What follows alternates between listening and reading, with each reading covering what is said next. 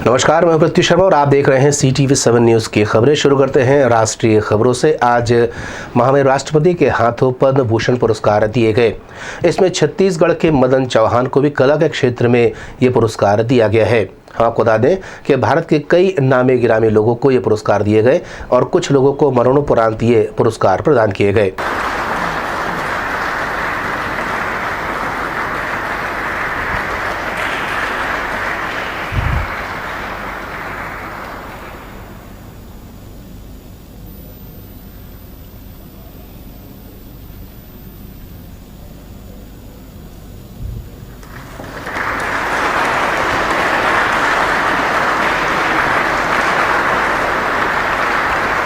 इधर सुकमा में एक जवान के द्वारा अपने ही साथियों पर गोली चलाने का मामला प्रकाश में आया है। बताया जाता है कि मौके पर ही 2 जवानों की मृत्यु हो गई थी। वहीं जब उन्हें इलाज के लिए ले जाया जा रहा था तब वहां पर 2 अन्य जवानों की मौत हो गई है। बताया जाता है कि इस पूरे घटनाक्रम में 7 लोग गंभीर रूप से घायल हुए हैं। इनका उपचार चल रहा है। थाना अंतर्गत लिंगनपल्ली कैंप में एक जवान के द्वारा अपने साथी जवानों पे फायरिंग की गई है। इसमें फिर तस्दीक की गई तो पता चला कि इसमें 7 जवानों को गोली लगी थी। इसमें 2 जवान मौके पे ही खत्म हो गए थे। उसके बाद शिफ्टिंग के दौरान, इलाज के दौरान 2 जवान और खत्म हो गए। कुल 4 जवान हमारे इसमें खत्म हो गए और बाकी 3 जवानों को हम लोग रायपुर शिफ्ट किए हैं बेहतर इलाज के लिए। CRPF और जिला पुलिस मिलके अभी रायपुर में उनका इलाज चलेगा, अग्रिम इलाज जो है, और वो लोग का कंडीशन स्टेबल है। वहीं इसको लेकर के राजनीति भी शुरू हो गई है। भारतीय जनता पार्टी ने आरोप लगाया है कि जब ऐसे हालात हैं, ऐसे में कोई भी बड़ा नेता भारतीय जनता पार्टी का यहाँ पर नहीं है। वहीं मुख्यमंत्री ने भी हेलीपैड से जाते समय अपनी संवेदनाएं व्यक्त की हैं। उनका कहना है कि इस बारे में उन्हें जानकारी है, उन्हें इस घटना का काफ़ी दुख है। जो घटना घटी जिसमें 4 जवान उसमें शहीद हो गए, बहुत दुर्भाग्यजनक घटना, ये बेहद ही दुखद है।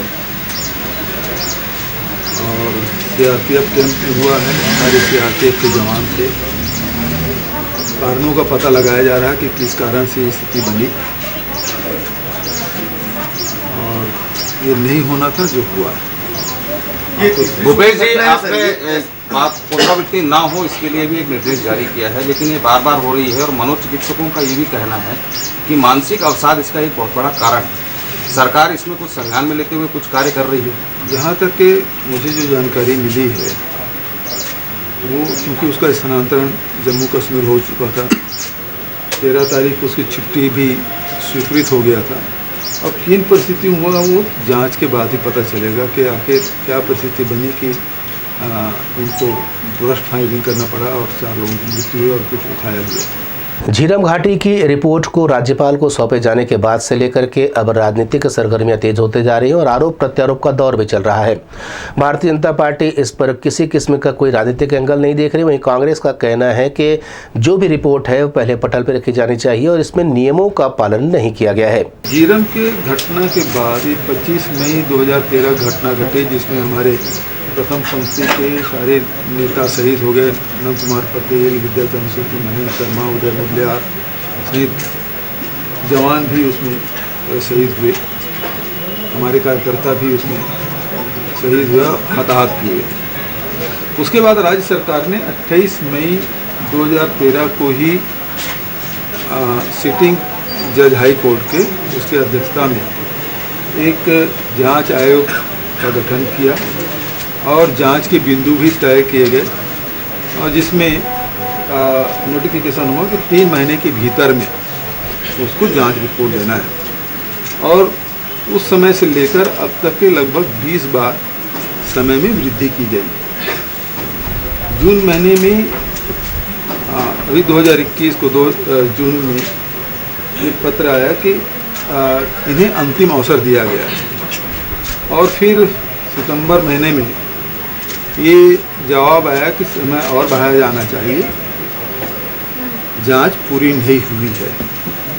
क्योंकि इस बीच में जस्टिस प्रशांत किशोर जी का स्थानांतरण हाई कोर्ट आंध्र प्रदेश में चीफ जस्टिस के रूप में हुआ था और इसलिए मैंने विधि विभाग से अभिमत मांगा था क्योंकि जांच पूरी हुई नहीं है और जो जज जांच कर रहे थे उसका स्थानांतरण हो गया है, तो ऐसी स्थिति में हमारे पास ऑप्शन क्या है?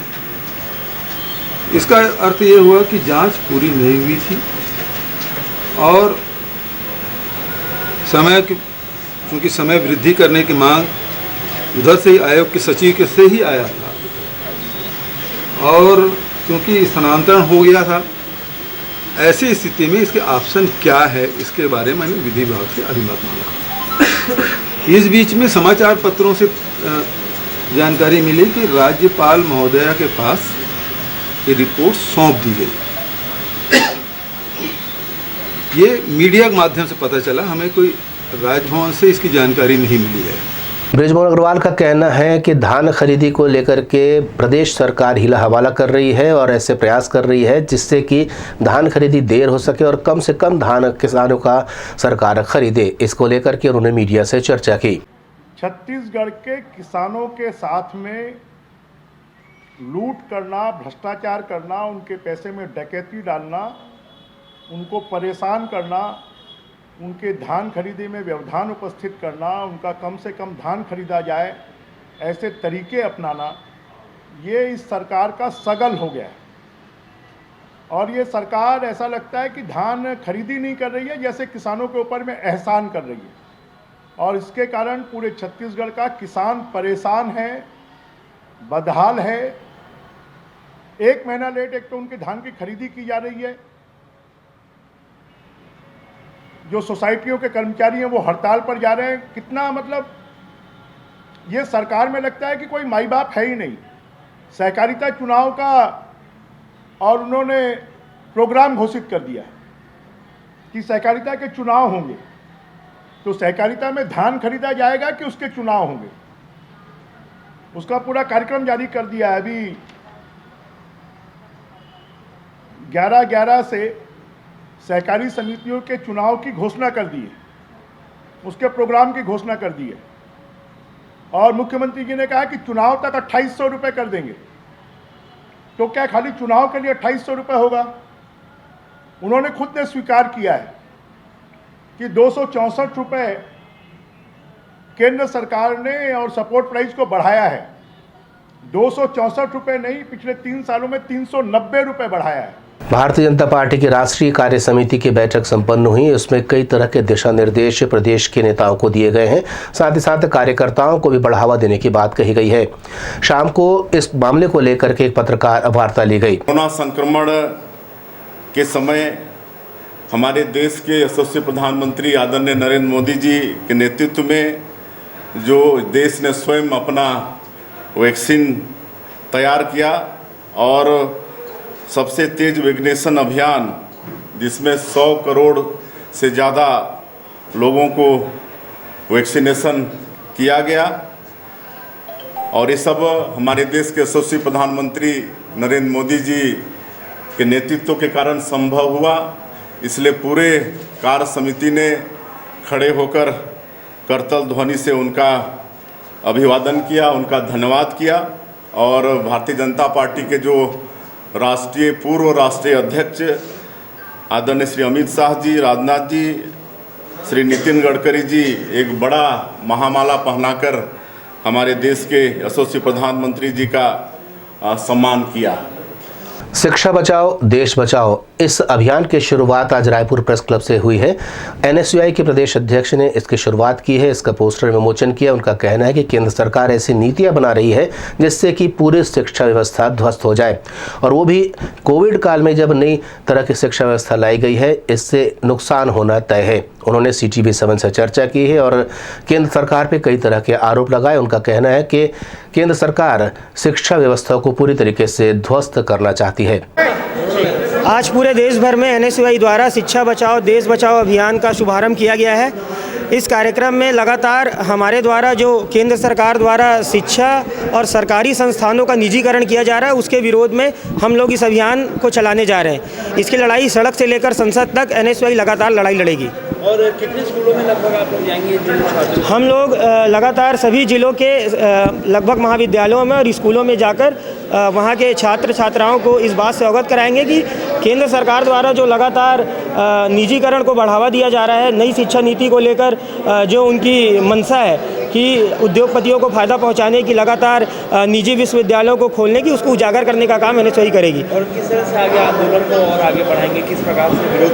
हम लोग सड़क की लड़ाई एनएसयूआई हमेशा छात्र हित में लड़ती रही है। आने वाले समय में भी हमारे द्वारा छात्र हित से सड़क से लेकर संसद तक की लड़ाई एनएसयूआई द्वारा लड़ी जाएगी। दीपावली में केंद्र सरकार ने पेट्रोल से टैक्सेस में कुछ कमी करके लगभग 5 रुपए की राहत पहुंचाई है। वहीं अब वैट को कम करके राज्य सरकार को लेकर दबाव बनाया जा रहा है। बृजमोहन अग्रवाल का कहना है कि अब राज्य सरकार को भी चाहिए कि वो पेट्रोल के दामों को कुछ कम करे। पहले तो कांग्रेस को जब देश के 19 राज्यों ने पेट्रोल के ऊपर में, डीजल के ऊपर में वैट कम कर दिया है, तो कांग्रेस की सरकार कम क्यों नहीं कर रही है?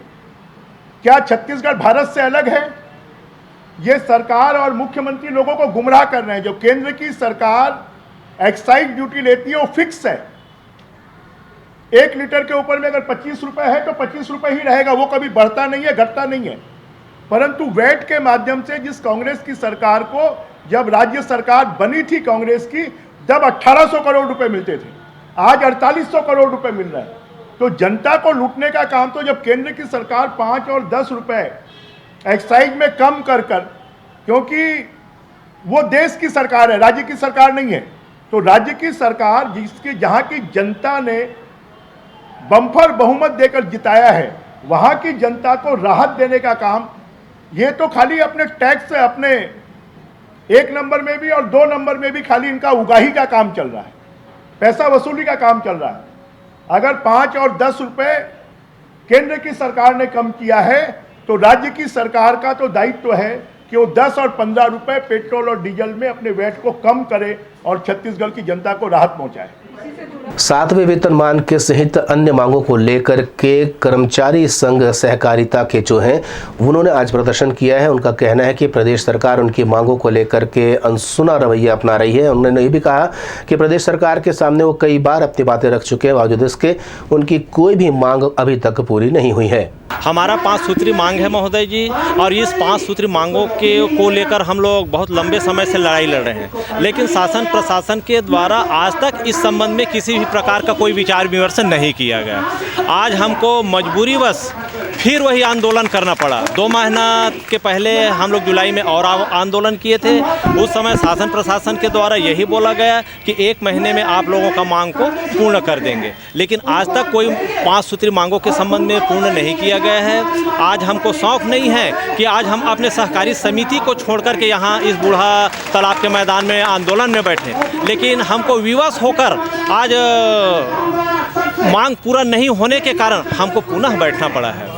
और धान खरीदी तो हम लोग करते हैं, परिवहन का कार्य मार्केफेड के द्वारा कराया जाता है, लेकिन मार्केफेड के द्वारा समय में धान का परिवहन नहीं करता, जिसके चलते आज समितियों में बहुत ज़्यादा नुकसान है, शॉर्टेज है, सूखत है। ये भरपाई कौन करेगा? समिति जो है किसानों की समिति है, उसको बचाने के लिए हमारे समिति कर्मचारी लोग दिन रात मेहनत करके आज इस तरह समिति को खड़ा किए हैं, लेकिन आज ये मार्केफेड के चलते समय में परिवहन नहीं करने के कारण समिति जो है नुकसान में जा रही है। इसको बचाने के लिए हर संभव हमारे द्वारा प्रयास किया जा रहा है। माता कौशल्या के मंदिर जो कि चंदखुरी में स्थित है, वहां पर भगवान राम की प्रतिमा स्थापित की गई है। लगभग 51 फुट की प्रतिमा है जो भगवान राम की है, लेकिन इस प्रतिमा को लेकर के अब बजरंग दल का कहना है कि जो प्रतिमा है वो कहीं से भी भगवान राम की नजर नहीं आती है। उनका ये कहना है कि हिंदू मन में जो भगवान राम की प्रतिमा स्थापित है वैसे ही प्रतिमा यहाँ पर स्थापित की जाना चाहिए, और अगर ऐसा नहीं होता है तो वे आने वाले दिनों में उग्र आंदोलन करके पर्यटन विभाग के अधिकारियों के मुंह पे कालिख पोतेंगे। आज राष्ट्रीय बजरंग दल द्वारा पर्यटन विभाग का घेराव यह कार्यक्रम आयोजित की गई थी। एशिया का एकमात्र माता कौशल्या मंदिर जो चंदखुरी में स्थित है, उसके प्रांगण में भगवान राम जी की जो मूर्ति स्थापित की गई है, वह मूर्ति का स्वरूप विकृत स्वरूप है। ऐसा प्रतीत होता है कि किसी अन्य मूर्ति को लाकर भगवान राम जी का उसमें स्वरूप देने का प्रयास किया गया है।